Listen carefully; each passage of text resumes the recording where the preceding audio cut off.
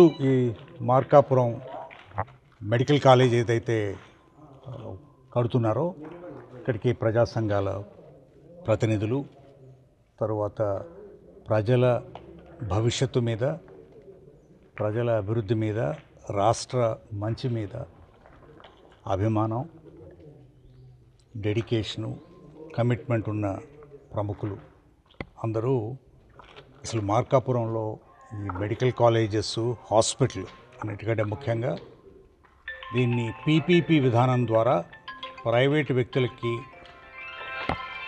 ఇస్తున్నారనే ప్రభుత్వ నిర్ణయాన్ని నిజానిజాలు తెలుసుకోవడానికి ఈరోజు ఇక్కడ సమావేశం ఏర్పాటు చేసాం. ఇక్కడ ఈ కాలేజెస్ని ప్రత్యక్షంగా చూడడానికి వస్తే ఇక్కడ 56 ఎకరాల విస్తీర్ణంలో నిర్మాణానికి మొదలుపెట్టినటువంటి ఈ భవనాలు కొన్ని పూర్తయిపోయినట్లుగా కనపడుతున్నాయి. కొన్ని నిర్మాణ దశలో ఉన్నాయి. ఇది ఒక సంవత్సరంన్నర నుంచి సంవత్సరం 4 నెలల నుంచి ఈ యొక్క కట్టడాన్ని నిలిపివేయడం దురదృష్టకరమైన విషయం. ఈ పాటికి పూర్తి అయిపోయి కాలేజీ, హాస్పిటల్ రెండూ కూడా పూర్తి దశలో పనిచేసే సమయంలో ఈ విధానాన్ని ఆపి,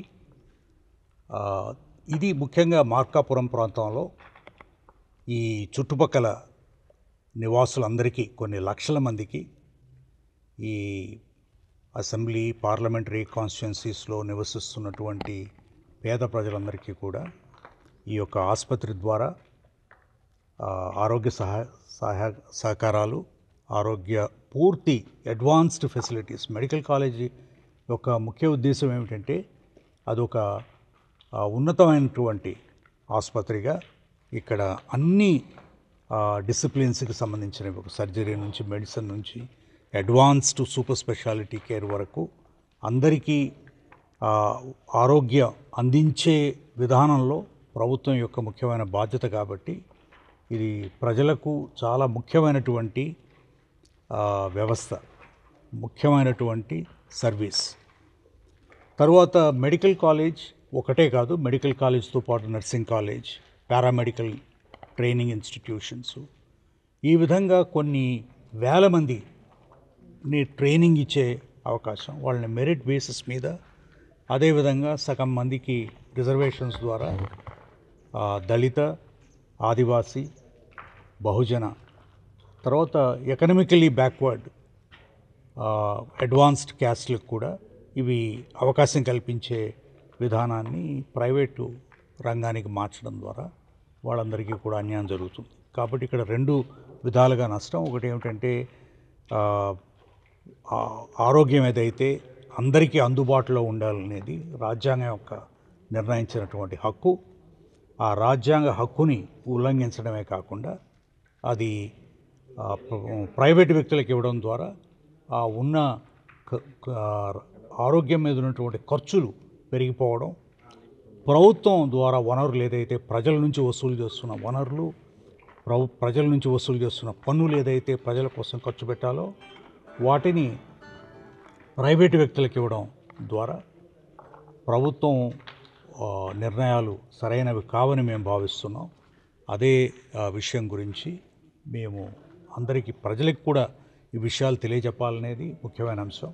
ప్రజల్లో చైతన్యం తీసుకుని వచ్చి ప్రజల్లో అసలు వారికి ఉన్న హక్కులు ఏమిటి, ఆ హక్కుల్ని ప్రభుత్వాలు ఎంతవరకు సఫలీకృతం చేస్తున్నాయి లేకపోతే కాలరాస్తున్నాయి అనే అంశాలని ప్రజలకు విశదీకరించాలనేది మా యొక్క ముఖ్య ఉద్దేశం. దాని ద్వారా ప్రజల్లో చైతన్యం తీసుకురావడం, ముఖ్యంగా ఎవరైతే ఇటువంటి నిర్ణయాల వలన నష్టపోతున్నారో అదంతా కూడా 6 కోట్ల ప్రజలు. ఇది ఒకరితో ఇద్దరితో నష్టపోయేది కాదు. ఇది ఈరోజు మనకి ప్రత్యక్షంగా కనపడకపోయినా కూడా వచ్చే రోజుల్లో దీని యొక్క కాన్సిక్వెన్సెస్, దీని వలన వచ్చే నష్టాలు ప్రజలకి, ముఖ్యంగా భవిష్యత్తు తరాలకి చాలా నెగటివ్ ఇన్ఫ్లుయెన్స్ ఉంటుంది. కాబట్టి ఇది అన్ని విధాల ఇది పనిచేస్తుంది. ఇప్పుడు ఎవరైతే ప్రభుత్వ విధానంలో పనిచేస్తున్నారో, డాక్టర్లు కావచ్చు, నర్సెస్ కావచ్చు, పారామెడికల్ సిబ్బంది కావచ్చు, వాళ్ళందరికీ కూడా వాళ్ళ ప్రమోషనల్ ఆపర్చునిటీసు, భవిష్యత్తులో రిక్రూట్మెంట్ ఆపర్చునిటీస్, ఇలా 10 కాలేజెస్ ఉన్నాయి. 10 మెడికల్ కాలేజెస్లో ఇంచుమించు రిక్రూట్మెంట్ స్టాఫే 30,000 మంది ఉంటారు. 30,000 మందికి ఉపాధి కల్పించే అవకాశాన్ని ప్రభుత్వం కోల్పోతుంది. ఇవన్నీ కూడా పూర్తి చేయడానికి చాలా తక్కువ సమయం అవసరం. ప్రభుత్వం 3,26,00,000 బడ్జెట్తో ఈ సంవత్సరం ఖర్చు చేయడానికి ప్రభుత్వం నిర్ణయం తీసుకుంది. దాంట్లో 2,000-3,000 కోట్లు పెడితే ఈ 10 కాలేజీలు కూడా పూర్తి చేయొచ్చు. ముఖ్యంగా ఈ కాలేజీకి ఇంకొక 150-200 కోట్లు ఖర్చు పెట్టినట్లయితే ఇది పూర్తయిపోతుంది. కాబట్టి డబ్బు గురించి సమస్య కాదు, ఇది ఏమిటంటే చిత్తశుద్ధి, ప్రజల మీద ఉన్నటువంటి ఆపేక్ష, ప్రజలకి మంచి చేయాలనేటువంటి కోరిక ప్రభుత్వాలకి ఉన్నట్లయితే ఇటువంటి నిర్ణయాలు తీసుకోవాలని మేము అనుకుంటున్నాం. ఈరోజు ఒక ప్రైవేట్ మెడికల్ కాలేజీలో విద్యను అభ్యసించాలంటే ఒక్కొక్క విద్యార్థికి 75 లక్షల నుంచి 1.5 కోటి దాకా అయ్యే అవకాశం ఉంది. అంత ఖర్చు పెట్టగల స్తోమత ఇవాళ సమాజంలో కనీసం 5% మంది కూడా లేదు. అట్లాంటప్పుడు ప్రభుత్వం మొదలుపెట్టినటువంటి ఈ యొక్క ప్రభుత్వ మెడికల్ కాలేజీని దాదాపు 50% ఇక్కడ పూర్తయింది. దాదాపు 56 ఎకరాల్లో నిర్మాణం జరుగుతుంది. ఇటువంటి దాన్ని ఈ ప్రభుత్వమే పూర్తి చేసినట్లయితే ప్రజలకు పూర్తిగా ఉచిత వైద్య సేవలు అందించవచ్చు. అట్లాగే 100 మంది విద్యార్థులకు ఉచితంగా వైద్య విద్యను అందించవచ్చు. అది కాక ఒక ప్రైవేట్ మెడికల్ కాలేజీలో ఇచ్చేటువంటి వైద్య విద్య కన్నా కూడా ఒక గవర్నమెంట్ మెడికల్ కాలేజీలో నాణ్యమైనటువంటి క్వాలిటీ ఎడ్యుకేషన్ మనం ఇవ్వగలుగుతాం. ఎందుకంటే అనేక మంది పేషెంట్లు గవర్నమెంట్ మెడికల్ కాలేజీకి వస్తారు, కానీ ప్రైవేట్ మెడికల్ కాలేజీకి ఆ విధంగా వెళ్ళరు. ఇవాళ ఒక విధంగా మనం ప్రైవేట్ మెడికల్ కాలేజీలు అన్నింటిని కూడా ఈ అకార్డింగ్ టు రూల్స్ కనుక తీసుకుంటే కనీసం 80% ప్రైవేట్ మెడికల్ కాలేజీకి రెగ్యులేషన్ తీసేయాల్సిన పరిస్థితి ఉంది. అట్లాంటిది గవర్నమెంటే వీటి మీద ఇన్వెస్ట్ చేసి చాలా అంటే ఇవాళ గవర్నమెంట్ ఏమనుకుంటుంటే దీని మీద ఇన్వెస్ట్ చేయడం వేస్ట్ అనే ఒక భావనలో ఉంది. కానీ చేసినట్లే దీని మీద ఇన్వెస్ట్మెంట్ వేస్ట్ కాదు, ఇది ఒక ఇన్వెస్ట్మెంటు, పబ్లిక్ ఇన్వెస్ట్మెంట్. ఇది వాళ్ళ ఆరోగ్యానికి ఎంతో ఉపయోగపడుతుంది. మనం ఇక్కడ ఒక 50 కోట్లు ఖర్చు పెట్టామంటే దాని నుంచి కనీసం 200 కోట్ల విలువైనటువంటి ఆరోగ్య సేవలు మనం పొందవచ్చు అనమాట. కాబట్టి ఆ విధంగా ఆలోచించాలే తప్ప ఇది పెడితే మాకేమొస్తుంది. ఇంకా ఇవాళ ప్రైవేటు పీపీపీ విధానం అంటే ఏంటంటే ప్రభుత్వ ఆస్తుల్ని ప్రైవేటు వ్యక్తులకు పంచిపెట్టేటువంటి ఒక ప్రోగ్రాం.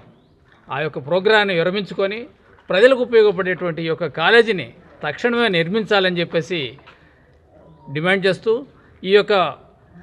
ఈ స్థానికంగా ఉన్నటువంటి ప్రజలతో వీళ్ళ యొక్క సమైక్యపరిచి దీనికోసం పోరాడాల్సిందిగా కోరటానికి ఈరోజు మేము మార్కాపురం రావడం జరిగింది. ఈ యొక్క కాలేజీ యొక్క పరిస్థితి చూస్తే చాలా విచారకరంగా ఉంది. దీన్ని తక్షణమే ప్రభుత్వం పూర్తి చేయాల్సిందిగా డిమాండ్ చేస్తున్నాం.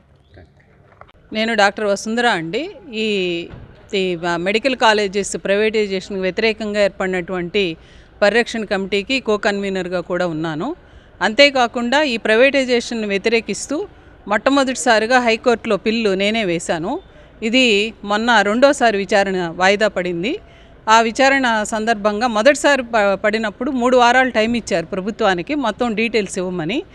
అయితే వాళ్ళు మొన్న జరిగినటువంటి 29వ తేదీ జరిగినటువంటి వాయిదాలో ప్రభుత్వం తరఫున ఉన్నటువంటి వాళ్ళు డీటెయిల్స్ ఇవ్వలేదు. కోర్టు ఇచ్చినటువంటి డీటెయిల్స్, కోర్టు అడిగిన డీటెయిల్స్ ఇవ్వలేదు.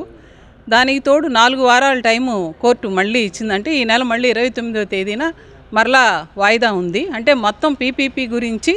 అయితే వార్తలు ఎలా వస్తున్నాయంటే హైకోర్టు వారు గౌరవ హైకోర్టు వారు చేసినటువంటి కామెంట్స్ని ఎలాగ ప్రచారం చేస్తున్నారంటే బయట ఈ పిల్ని కొట్టేశారు, పీపీపీ కంటే ప్రైవేటైజేషన్కి కోర్టు కూడా ఎందుకు పీపీపీ చేయకూడదు అనేటువంటి కామెంట్స్ చేస్తున్నదని చెప్పేసి చేస్తున్నారు. అది తప్పండి.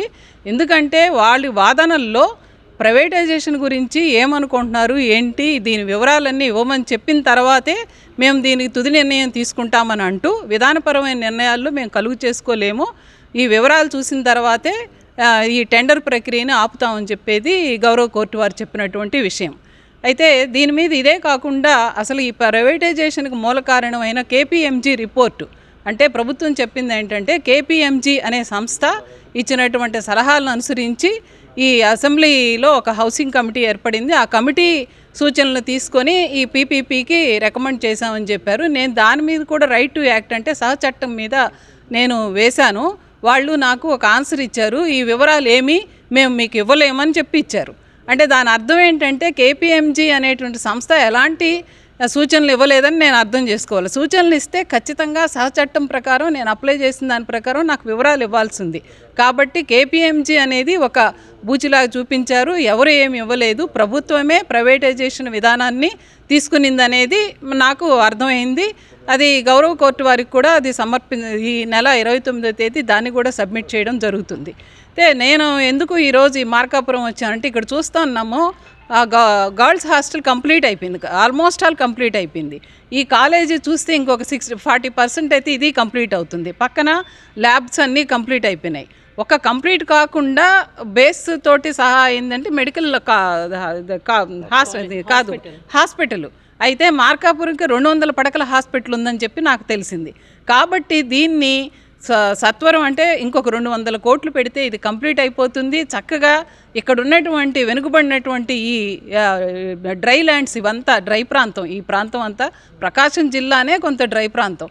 ఈ ప్రాంతంలో ఉండేటువంటి గిద్దలూరు కానీ చుట్టుపక్కల ప్రదేశంలో స్టూడెంట్స్కి కానీ ఈ చుట్టుపక్కల రియల్ ఎస్టేట్ కానీ ప్రజలకు ఒక మంచి వైద్య సేవలు అందుబాటులోకి ఉంటాయనేది మాత్రం ఖచ్చితంగా మేము ఆశిస్తున్నాము.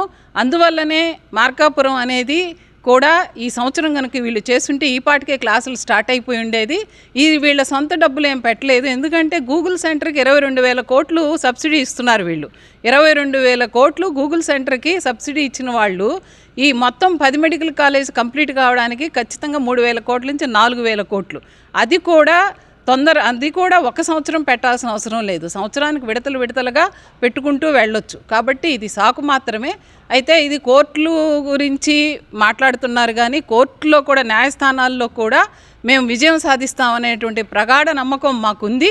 అదే సందర్భంలో ప్రజాకోర్టులో కూడా ప్రజలను చైతన్యపరచడంలో కూడా ఖచ్చితంగా విజయం సాధిస్తాము. ఎందుకంటే ఇది ప్రజలకు సంబంధించింది, ఇది ప్రజలకు ఖర్చు పెడుతుంది కాదు, ప్రజల యొక్క జీవన ప్రమాణాలను పెంచుకునేదానికి చేస్తున్నటువంటి ఈ ప్రయత్నంలో మేమందరం అనేక మంది మేధావులు పౌర సమాజం అంతా ముందుకు కదులుతుంది. ప్రజల్లో కూడా ఇది చాలా బాగా వెళ్ళిపోయింది. ప్రజలు అర్థం చేసుకుంటున్నారు ఈ ప్రభుత్వం కంప్లీట్గా ప్రైవేటైజేషన్ వైపు వెళ్ళిపోతుందని. అందువల్ల ప్రైవేట్ మెడికల్ కాలేజెస్ మీద జరుగుతున్నటువంటి న్యాయ పోరాటం కానీ ప్రజా పోరాటం కానీ ఖచ్చితంగా అందరి సహకారంతో ప్రజల సహకారంతో ముందుకు తీసుకెళ్తామని చెప్పేసి మేము ఆశిస్తున్నాం.